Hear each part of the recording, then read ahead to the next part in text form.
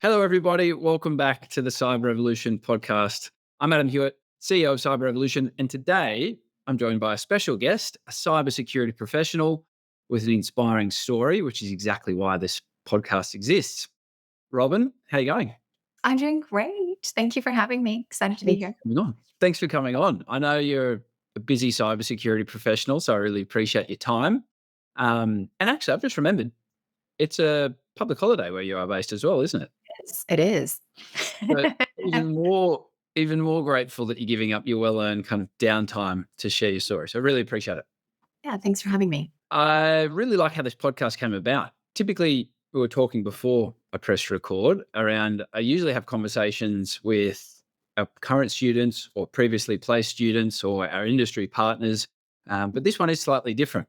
You actually met a team member of mine, Hugo, at CyberCon, a Yeah, cybersecurity conference in Canberra. I think it was maybe yeah. March or so this year. And you guys met, suggested that we should at least catch up for a chat to see what comes from it. Yes, definitely. Yeah, it And was I think, amazing. yeah, pretty quickly we both realised that there's an alignment, and what your journey and into cybersecurity is all about would resonate with our audience. So here we are. So yeah, appreciate Yeah. that, and let's get into it. Yeah, thanks for having me. Cool. So let's kick it off. Tell us a little bit about yourself. Yes, well, in case your listeners haven't heard yet, I'm in a nutshell originally from the States. I immigrated to Australia when I was about 20. I have been living here ever since. So, for those of you who can see me, you can see I'm not a young chook anymore. So I've been here for over 27 years, I think it is now. One of the best countries in the world to live in. So yeah, so I immigrated when I was about 20. My father had immigrated to Australia. That's how I ended up here. And I spent some time traveling and backpacking around Australia for about 2 years, just experiencing everything that I could, which is such an amazing place, and met some really interesting people. And then obviously I decided to settle here and live here and call this home. And so I've been here ever since, and I'm now happy to call Queensland, which I personally think is the best place to live, my home. Yeah, that's a little bit This about me. this time of the year, thanks for sharing that. This time of the year, it's tough to disagree with you that it is the best place to live. Coming into the colder months, it's very nice. Pretty nice Oh, here, you know. well, Sunny skies, we don't call it Sunshine Coast for nothing. exactly, exactly. And so, yeah, I guess in Australia now for 27 years, walk us through your career, what you've done previously before you decided to get into cybersecurity. Absolutely. So I was working, as I mentioned, I was traveling all over Australia. I've done every kind of job that you can imagine, and retail, hospitality, everything. And then I felt really motivated to go back to university, so I went back as a mature age student and studied human resources. And so that's what I did for a large part of my career up until about 12 months ago. So yeah, I had a really lengthy career in HR, working across mining, oil and gas, legal, higher education, the beauty industry, you name it, working on mine sites, doing fly in, fly out, drive in, drive out, working in corporate environments. So that was really my career for the last, X number of years. I hate to count it up actually. I Before I was going to decided ask you. Maybe I won't. I was going to ask you exactly how many years, but we'll just move on. years, yeah. So yeah, we'll start with 15 plus years. So it was a Okay. great career. I got to work across some amazing companies and meet Yep. some really amazing people. Yeah. And why HR? Is it something that you just kind of fell into? What specifically stood out? Yeah, I originally, Adam, I started when I first went back to university, I actually went into IT and I really struggled with some of the programming units. And I don't know why I didn't think to get a tutor. I could have in hindsight, but I really wanted to work with people and was struggling to pass the programming units. So I thought maybe this isn't a good fit for me. So I decided to swap over to HR and business because well, I'll always have a job. That's what I thought. I thought there's long-term longevity there. I can work with people, and really develop my business acumen. So that was why I pursued that career for the time being. Yeah. Amazing. And obviously a good successful career for 15 years. I always really like to understand the reason as to why people decide to change careers because it's a big decision, right? It is. Deciding to change, we help typically, career changes. They've been in industries for 5, 10, 15, 20, 25 years. I've had on the podcast previously as well. And everyone's story as to why they want to make the change is Yeah. different. Um, what was Absolutely. it for you? What sparked the idea of making the career change? Yeah, I think, sometimes things happen. You don't really, you kind of get pushed a certain way. I always believe in the universe kind of directing us. And I had loved my career in HR. I'd had so many great opportunities. I got to work overseas, with it. And when I came home, I kind of felt like I was losing that fire that I had, that passion for my job. I started to get maybe perhaps a little bit bored, or I didn't feel challenged, or, the environment was just changing and I just didn't feel like it was suited to me anymore. So I decided to take a career break, which ended up being 4 years, which part of that was unplanned, because I thought for 1 year I'll take off. I had an aging German Shepherd, and I thought I'll give him palliative care and I'll look after him whilst also renovating my house because I just wanted to do something that was maybe creative. So that was about a year. And then COVID hit. And that's one of those circumstances where you don't really plan that. So my career break was extended longer than I'd hoped. And during that time, I was hoping to be able to figure out what I wanted to do because I really wasn't sure. I was, in my 40s and was feeling a bit intimidated about changing my career and going through all the normal things of, is people going to want me? What can I offer? I'm going to have to start from the bottom, very intimidating. Yeah, to start with that. Definitely. And then, so you've had that period, right, of a 4-year break, a lot to think about, and obviously still keeping busy with renovations and the Yes. like. Why cybersecurity? I know you mentioned before that you had done previously dipped the toe and you'd studied some IT. What was Uh, it about cyber industry that drew you in? Again, it was kind of by accident, Adam. Like I was overseas visiting my family in the US and I saw this job advertisement come up for cybersecurity. I think I was just flicking through Instagram, doing the doom scroll, I admit. And, this saw this advertisement for cybersecurity. And honestly, I can only describe it. And this is why I always think the universe sometimes get involved in these things is I just felt like this electric bolt. Like I just stopped on the ad and I was like, oh, cybersecurity, what is this? And it was like, I have to look at this. So I just started diving into the advertisement and I was thinking, this kind of feels like me. I could kind of see myself everything that they were talking about that aligned with my values and principles, right? And so I started researching it and I thought to myself, I don't know how I'm going to do this, but this is where I'm meant to be. I just knew. I just felt it with every fabric in my body, bone in my body, I should say. And yeah, and so it just aligned with me around what I was looking for in terms of being, I care about people, I care about the protection of people, community, being a part of something that's greater than myself, being a part of purpose and good. So for me, it just was like, yeah, this is great. Besides the fact that you can work anywhere in the world with it. So in terms of long-term career growth, there was opportunities. It's a international language that you can take anywhere if you want to be mobile, such as I've been in my career. And there was lots of growth because it's just continuing, unfortunately, to get, we have more threat actors, and people attacking businesses.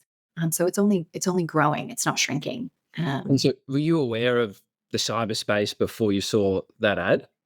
Like, No, no? I wasn't. I know. Kind of crazy, isn't it? I just wasn't. I just hadn't really heard about it. I mean, I'd heard about data breaches and, in the news, and I was familiar. I've always been diligent on my computer and antiviruses and all of that, but I hadn't really thought of it as myself as a career, I guess, so to speak. So I just didn't really understand the whole career and the industry, I suppose, holistically. Yeah. It is crazy how good the Meta, Facebook ad targeting can be, right? You can Google something or you can talk about it in a conversation, and next thing you know, some of those ads start popping up, right? And you're like, "Oh, I was just thinking about that. Gonna click on it." And so for you, it was, the stars aligned and it instantly resonated with you, and you Mhm. decided to take action and go, "You know what? Let's go all in on this." And you Yes. got your studies, upskilled yourself.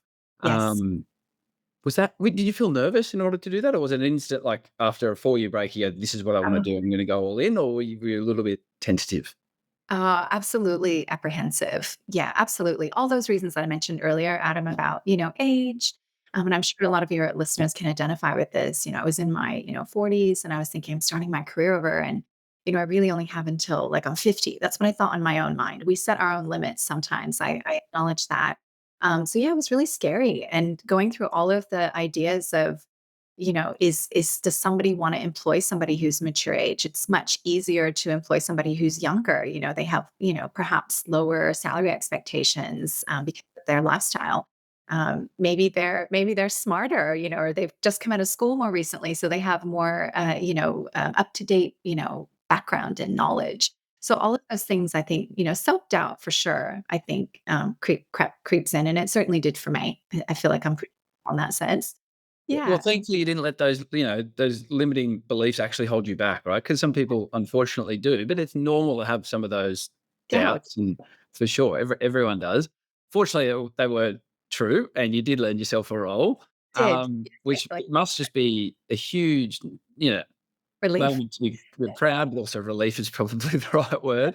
Um, Tell us about that moment. You landed your first cybersecurity role. What was that experience like? I was so excited, because you go, as I say, you go through all those, you're looking through jobs. It can be quite, I don't know if soul destroying is the right word, but doubt comes in that you think, oh, I can't do that. I think it's natural to look at a job ad and you look at all the things that you can't do well before you look at the things that you can't do. And so, I was looking at a number of jobs coming through thinking, I'm not a technical person, Adam, for especially for some of your listeners who are coming through that perhaps didn't, have that skill or aptitude. I was certainly the same. And I, was looking at jobs and they were all technical. I came across this job with the employer that I'm with now, and I read through the ad, and I went, oh my gosh, I can do that. I just know I can. I can do 90% of that role, and I've got the cyber knowledge, and that's going to help me. I know, I felt confident about the ad and what it was saying. So I felt like it was written for me. So I was really excited when I first landed that role. That was followed by, as soon as I got it, then fear of like, "Oh my gosh, I've now gotta do this," which was quickly replaced. And again, I think it's like a roller coaster when you get that. At least, I'm in my first 12 months, but it's a roller coaster of the excitement of getting in because you've worked so hard to get to that point, followed by the doubt of, "Okay, now that I've got this, I've got to prove myself. I've got to achieve all the things that are, I've set myself up for here." So, yeah. And you said it perfectly, and I've said this so many times, the listeners of the podcast have heard me say this. Too many people do focus on what they don't have. They're like, "I don't have cyber skills. I don't have cybersecurity experience. What technical questions are they gonna ask me in the interview?" But what they need to flip that script and focus on what they do have. And I'm a huge believer that I think bridging this cybersecurity skill shortage everyone talks about, the key is career changes. People that have all of these transferable skills that you've picked up, and you read the job description, you go, yes, I've studied cybersecurity, but all for the past 15 plus years of skills that you've built up in the HR industry, super applicable to cyber. That is the gold, right? And that's what employers really value, I think, with newbies coming into the industry. Absolutely. And if I can just add to that as well, Adam, you have to believe, you absolutely have to believe that what you're bringing is of value, Mm. because that comes through in how you interview, it comes through in how you sell yourself when you're networking. If you don't believe that, no one else is going to believe you. Yep. And I was lucky enough that I had people around me pushing me and coaching me. And in moments when I was having doubt and saying, but I don't have that, they'd say, hang on a second, Robin, but you've got this. That is valuable. Organizations need that. You've got people skills, you've got business acumen, you've got humor, you've got honesty. Honesty, if you're an honest person, you have integrity, that goes a long way. If you have ethical standards, all of those skills are transferable. Absolutely. And you can learn. We're continuously learning. No professional in cyber has to stop learning. They are continuously learning. And Google becomes your best friend. Yes, I think that. And you mentioned before empathy. I think one of the two biggest, probably the three biggest traits that I've seen over the years of interviewing, dozens and dozens of people. Continuous learning. They actually enjoy continuous learning. Empathy for sure, and curiosity. Absolutely. I think Yes, it's and you've just gotta have drive as yeah. well, like, you really have to if you wanna be in cybersecurity and you have passion for it and you persevere, people see that and they're like, "Okay, this person, they've got the motivations. We're gonna give that person a try." I know that's how when I had my HR career, that's what I was looking for with people with the right motivations and behaviors more so than the skills, um, during my interviews. Yeah. It's a bit of a whirlwind of emotions, relief, and then a little Yes. bit of doubt, and then like, oh, I've got to actually do this. We're now close to 12 months in the role. Yes, yes, that's correct. Yes. And what's the actual role? What's your job title? So I'm working as an industry engagement lead. That's my role. So I work with our members. So I work with a not for profit, which is member based in critical infrastructure. We provide cyber threat intelligence to our members, and so that's largely what I work with them is making sure that they're engaged with our organization, providing customer service to them. If you'd like to call that relationship building, going to events, and meeting like I did your colleague as well, Adam, and came across you guys attending conferences and just meeting other cyber professionals and networking. But it's also working inside operationally and making sure that our experience for our members is seamless, whatever that is. So working with our operations team to make sure that their onboarding is really smooth, but also then having to think about how our products and services, how we communicate that to our members as well, because we also have people with all different levels of cyber maturity and cyber knowledge. So that's where my communication skills really come in. And how do we tailor this and target different members in our base?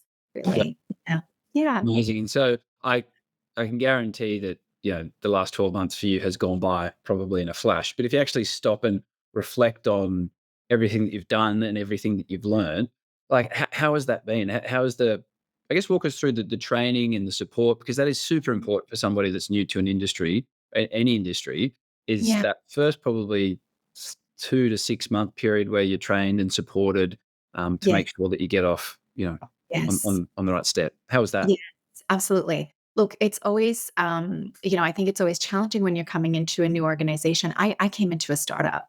So, we didn't have a lot of systems and processes. We were quite a small team. We've now grown exponentially. So, you have to become very self reliant as well. And I think cyber teaches you that when you come in.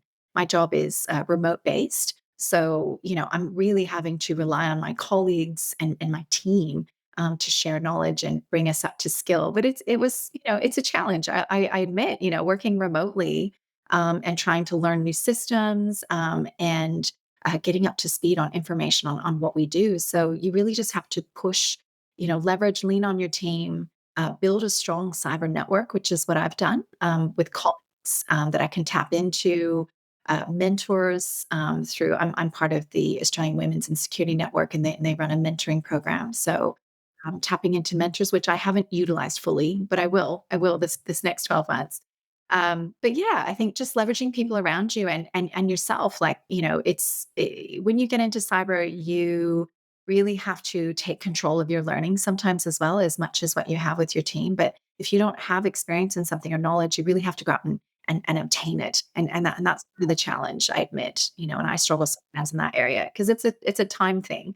You may have to do that outside of work as well. Yeah. Yeah, it's important, and that's why you have to enjoy doing that stuff. If it's looked upon, no one's always going to want to do certifications and training for the rest of their career, right? But Exactly. in cybersecurity, you do have to constantly learn because the bad guys are constantly figuring out ways to hack. Well, And yeah. on the defensive side, we need to as well. So you need to enjoy constant growth and learning, and Yes. that's a major thing in cyber. Yes. Okay, so your last 12 months has been great, full on. Yes. You've learned a lot, Yes. and then it's important to mention it's not a technical role, right? Your role. I think a lot of people have that misconception of I've got to do coding, I've got to do programming to get into this Yeah. industry. Mm. There's two pathways into the cyberspace. You have the technical and the non-technical. Yeah. For the non-technical people that are wanting to go down a similar pathway, can you walk us through, and you sort of already have, Yeah. a bit of a high level day in the life of a cyber professional? A cyber professional. Yes. The day in my life, I suppose I should say, is that obviously I'm dealing with our members. Oftentimes, I'm dealing with cybersecurity teams that have a vast amount of knowledge, a lot more knowledge and experience than I do. They've often been in the industry for, 20 years, or sometimes they're career changers in. But oftentimes, the technical people, yeah, it can be a little bit intimidating to talk to them. But I've learned some key words and phrases and understanding, and in 12 months, I've learned so much in how I communicate with them. So a large part of my role is communication, and also interpreting. How do I take feedback that I get from let's say our Intel team that I have to pass on to a member? How do I put it in words in such a way that perhaps they're going to understand, or I have to tailor that message depending on the audience that I'm communicating with. So as I mentioned, sometimes we have cyber professionals who've only just started in a technical role, so their knowledge is, it may be lower than some of our other members. Communication is a big one, and I call it customer service, because our members are our product, so we're delivering for them. We're a not for profit, and then obviously the services that we provide. So a lot of it is interpreting technical information into digestible information for other people, and then just fixing day to day issues that come up, having to think outside the square and come up with solutions that we may or may not already have. Yeah. So it sounds like a reasonably, as you said, it's remote based as well, a reasonably autonomous role. It Like you've got is. a lot of problem solving, figure it out yourself, and obviously you're supported and have a team, but there's quite a lot of autonomy to it as well. Yes, yes, that's absolutely correct, which is Yeah. one of the things I love about it. It's nice to be able to, work with people and be able to tap into your team anytime you need to, but then also pull away and be able to do that work where you really need that thinking space, to digest and get things done. So, yeah, you do, and you become more technical whether you want to or not, as a cyber professional when in the non-technical stream. So I'm learning lots about cyber threat intelligence, and in fact when I came into this area, I was actually really interested in cyber threat intel, and a number of people had told me that you don't need to be technical to come into cyber threat intel. So I found that really encouraging, and that's what helped me focus my job search as well, even though I didn't know where I was going to fit in. But if you have a passion for geopolitics or history, then, cyber threat intel is a great area for people like that. But I also was able to leverage all of my HR experience working in critical infrastructure, working in oil and gas and mining and legal, and able to pull that business acumen and that industry experience into where I'm working now. So even though I'm not, cyber technical through and through, you're still learning every day, still just by osmosis, by being around people involved in the industry. And don't put a line through it straight away. I've had guests on the podcast who started in a non-technical role, a consulting role, and Yes. were in it for a couple of years and Okay. shifted into a technical role, right? Yeah, And so some people don't think that they're gonna get into that space, but opportunities, as you said, their knowledge and their understanding of it builds over years. exactly. Um, and so for you, have you given that much thought? I know you're only 12 months into this Yeah, role and this new career, but do you have an idea about where you wanna be in the next 3 to 5 absolutely. years? Yeah, absolutely. I love working in cyber threat intelligence. It's one of the areas that interests me the most. I'm so glad that I came into this area most. And I feel like longer term for me, if I'm leveraging my past experience with working with people in HR, insider threat, it really interests me. That's a whole area that I feel, especially in Australia, is probably not given enough attention. And so I feel like there's a career path for me there because I'm passionate about it and I can leverage my transferable skills. And I'm also a very strategic person. So, even thinking, beyond that longer term, working on boards, being involved with boards of organizations, like pulling that business acumen, and my cyber experience that I'll have longer term. I feel like, yeah, there's definitely a path, something to work towards, which I'm excited about. And perhaps there may be more opportunities to learn technical areas, and I'd love to learn how to do that. I think open source intelligence is a really interesting space as well. And I don't think you have to have a huge amount of technical experience in that. If you're analytical and maybe a bit nosy and are good at cyber stalking, then that might be another space, for people. So yeah, I feel like the future is bright, and cybersecurity keeps evolving. In 5 years' time, I mean, look how much it's grown in the last 10 years, and will continue to grow. So I think, as you mentioned before, Adam, cyber threat actors evolve. That means that cybersecurity is also evolving, and the areas of expertise that are needed to build those cybersecurity strategies to combat those issues, really. Yeah. That's that's super exciting to have. I love that asking people that question around whether they do have a plan or not for the next 3 or 5 years in cybersecurity. Because for me, the coolest thing or the most exciting thing about this industry is the future, is the progression that you can actually have. And I could see it in your face how excited you were. And you're talking about, wow, like this is what I want to do. And unfortunately, in a lot of industries, well, I shouldn't say it, but the reason a lot of people decide to change careers is because their growth has been stunted, or they just feel like, there's a bit of a glass ceiling. In order to, get into an industry and be in it for 12 months and realize in 3 to 5 years you can really achieve some great career progression must be a great feeling, right? Oh, absolutely. And I think, when if you're going to make a huge change, Adam, as a mature age student, as a mature age person, I guess I should say, is that you want to know that there's longevity. You want to know that there's opportunities. And that was one of the drivers for me as well, looking at cybersecurity and looking at, I believe it's 21 different knowledge areas. And for me, I thought, wow, that's amazing. So, if you hit a glass ceiling in one area, you can always shift over into something else. And all of that helps. We need all of those areas to build a cyber strategy or a cyber toolkit for an organization. So the more skills that you have and you diversify in all those different knowledge areas, you're just making yourself that much more attractive, for an organization, to bring you on. So yeah, I just think it's up, up and up. It's all win, I think, from my perspective. No, Yeah. no, well said. And so, final question. Yes. I actually ask all of, I guess, this exact Okay. question at the Okay. end of the episode. Yes. For somebody, which is the majority of people listening right now, are either our students, people interested in cybersecurity.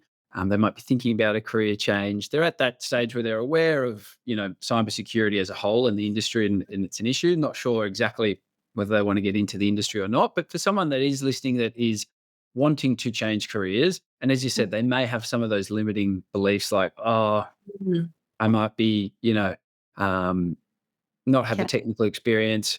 I might, not be able to learn some new skills, whatever those limiting beliefs might be. Yeah. What would be your three top tips or three pieces of advice to give that person to help them to take the leap into this industry?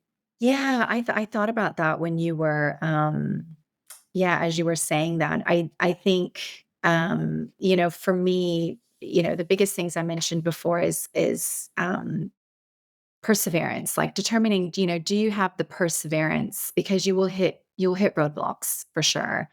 And I mean, if you don't, you're very lucky. But I think especially after you finish your studies, and I think that's one of the things that I'd spoken to Hugo and yourself about is when you finish your studies, you're kind of at this crossroads where you're like, okay, where do I go now? How do I get in? How do I break in? And you really need that tenacity and perseverance. That would be the first thing I would say is that because you will get knockbacks. So I think determine whether you're really committed and you have that passion to keep pushing through those days. I think that's the first one. You touched on it as well. Like, do you really like learning continuously? Because this is technology; it's evolving all the time. You know, do you really enjoy doing that? Because you will be doing that. So I think you've got to make space for that. And I think my other last tip is community. Immerse yourself in the cyber community because they are a passionate group. They want to help people break into the industry. You will find somebody who wants to mentor you if you just ask. And they if you want a connection to someone, I have met so many incredible people within the Australian cyber network, and it blows me away at how kind and empathetic and time they will provide me. This is just my experience to help me, achieve my goals, whether it's career wise or introducing me to other players, in the industry for work purposes or whatever it may be. So yeah, I would say really focus on building that networking community within cyber for sure. That is a key one. Thank you for sharing that Yeah, final one, right? And all three, but that networking piece, and you're right, the cybersecurity network are super inviting for, new people entering this industry to support them.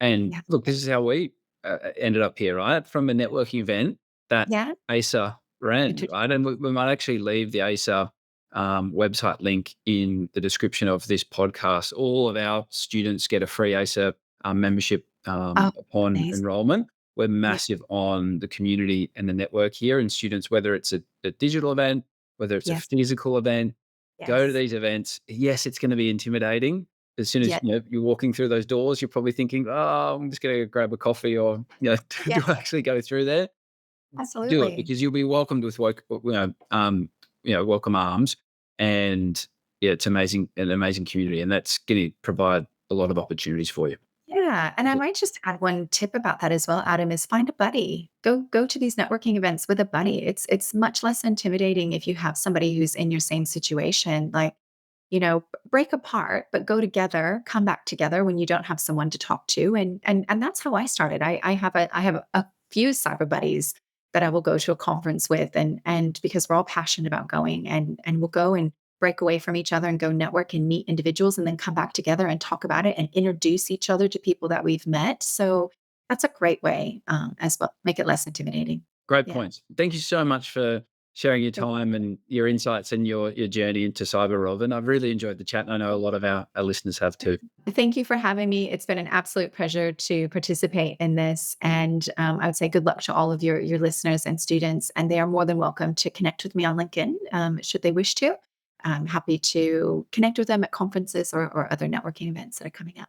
Thank you so much, Robin. And for those listening in that I know did get a bunch of value out of it, please, yeah, keep commenting on these podcasts on our YouTube page, on Spotify, when we post it on all of our social medias. We are loving the engagement we're getting from the community at the moment, and all of the questions that you want answered.